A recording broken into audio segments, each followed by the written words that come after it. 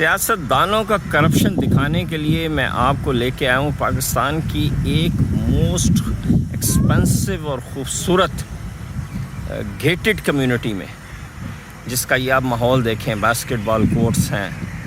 ابھی میں آپ کو بتاتا ہوں ہمارے سیاستدانوں کا کیا کرپشن ہے۔ بیڈمنٹن کورٹس ہیں، یہ بچوں کا فٹ بال گراؤنڈ ہے، بڑوں کا ادھر پیچھے ہے، یہ اس کو پانی لگ رہا ہے، سر اندازہ لگائیے۔ وہ ورکرز کے لیے پانی کا کولر ہے، وہ سامنے ڈسٹ بن پڑا ہوا ہے۔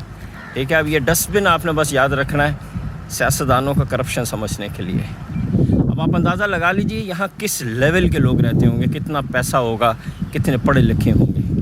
اور ہمارے سیاستدانوں کا کرپشن دیکھیے کہ نواز شریف نے یہاں کے لوگوں کو مجبور کیا ہے کہ وہ بوتل یہاں پھینکیں، کچرے میں نہ پھینکیں۔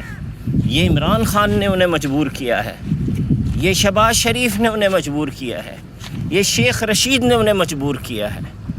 لیکن جو قوم اپنی بوتلیں وہ ڈسٹ بن میں نہ پھینک سکے، وہ کیسے دوسروں سے شکایت لگاتی ہے؟